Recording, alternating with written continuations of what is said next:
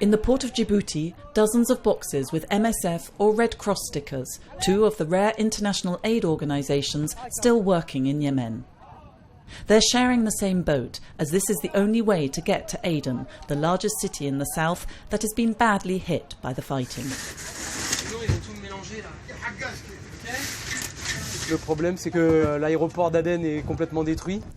problem is that Aden Airport has been totally destroyed, so the only way in is by boat. We're lucky to be able to dock, but the port of Aden itself is quite dangerous. Last week, the day before we got there, a boat transporting refugees was sunk. It's been 3 months since the fighting began. On one side are the Houthi rebels who have taken control of much of the country, and on the other, forces loyal to the president and the Saudi Arabia-led international coalition. A ceasefire agreement, signed at the end of May, officially lasted 5 days, but the hostilities never really stopped. We heard the clashes, we heard bombing everywhere, so I don't believe in ceasefire. There is no truce. There is no ceasefires at all. An MSF team treats the wounded in this hospital in Aden. Every day sees more casualties caused by the fighting that is often very close by. This patient is a victim of an abdominal gunshot wound. He had severe vascular injuries. He had a gunshot wound through the aorta, and he had severe blood loss and profound shock even before we started resuscitation. Even if we continued for more than an hour with maximum resuscitation, he didn't manage to survive during surgery.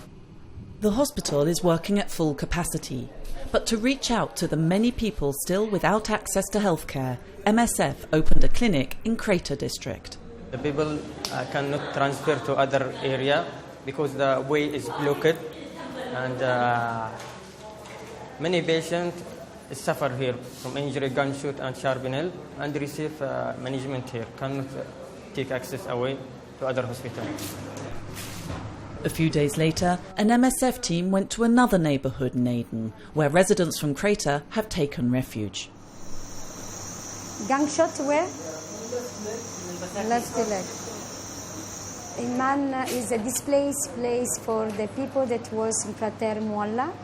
Then we decide to come in this place to do 2 times in a week the dressing for patients that need follow-up. But it can reach our hospital.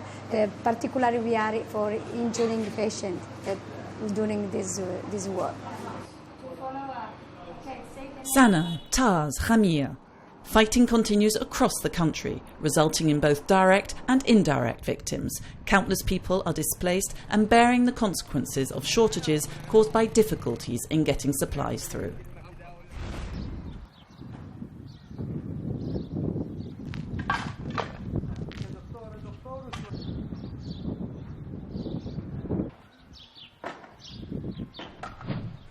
In the north and centre of Iraq, it's the civilians who bear the brunt of the conflict. The humanitarian crisis is now chronic, and many displaced families have no access to sanitation or drinking water. In this village near Kirkuk, around 100 families have fled from advancing Islamic State forces. I don't think we'll ever go home. The situation is bad, and day after day it will get worse. Like Yassin and his family, 3 million people have fled the fierce fighting in several regions of Iraq. Except in the most secure areas, they have almost no access to aid, as humanitarian organisations are few and far between.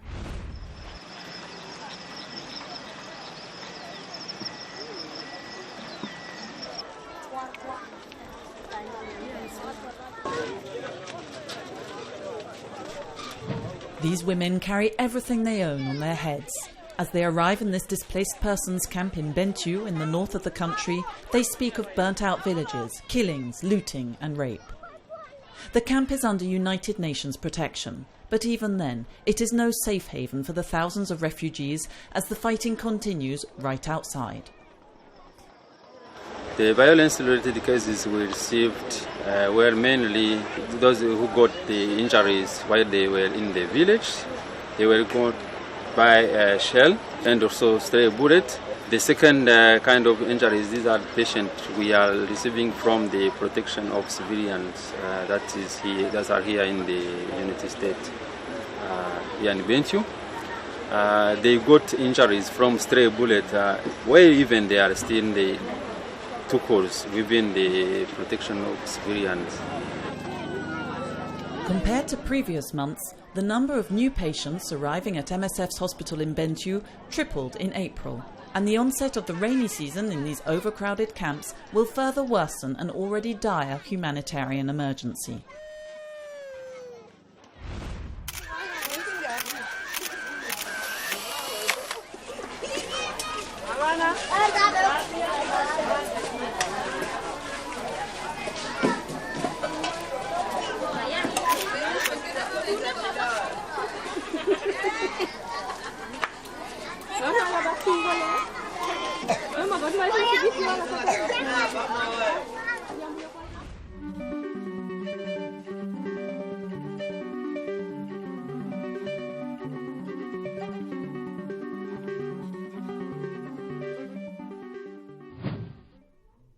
Antibiotic resistance affects all countries in the world, but without a reliable, comprehensive system to collect data, it's impossible to get a real global overview of the situation.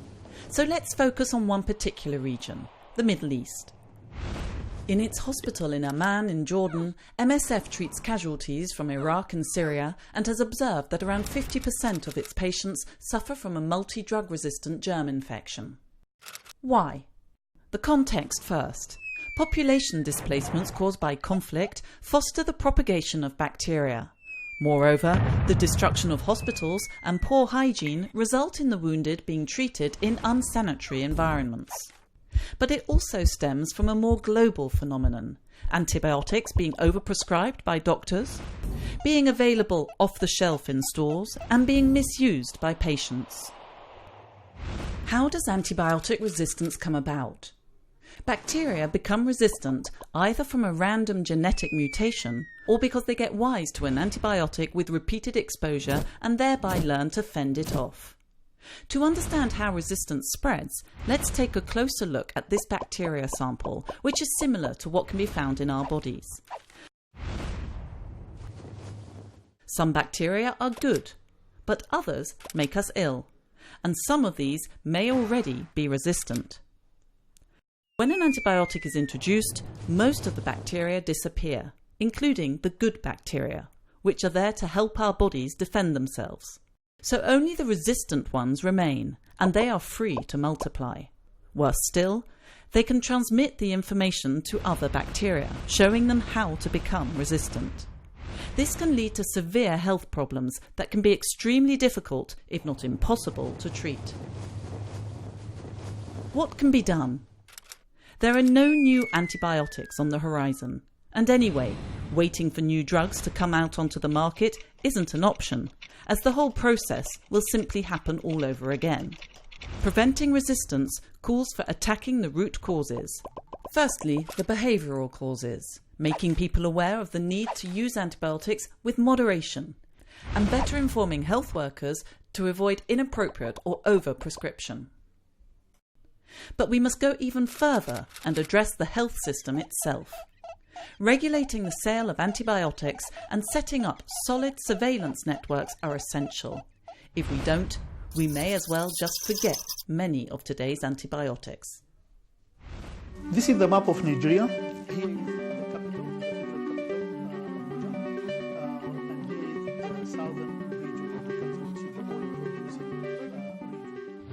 Since 2009, there is a fighting between the Nigerian army and a group called Boko Haram. Around 1.5 million people displaced from their villages and towns in Borno State and the neighboring states. More than 14,000 people were killed. Unfortunately, the crisis that big didn't have any strong presence in the international agenda. And I think the human cost of this crisis was so huge that it should draw the attention of everyone in the world. Unfortunately, the behavior of the media, of the international media with the Nigerian problem was very selective.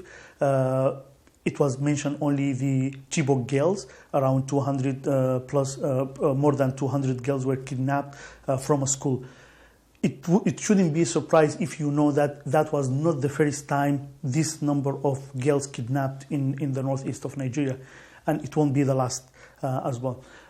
So the killing was indiscriminate, the kidnapping was indiscriminate, and it happened all the time there. Unfortunately, it was highlighted only once or twice, not more than that. And I think the international community should realize that there is a huge crisis on the make and ongoing now in the country, and the response should be even better. We need more engagement of the international community in this crisis. Otherwise, the human cost will be huge, more than what we are seeing now, and it will not stop anytime soon.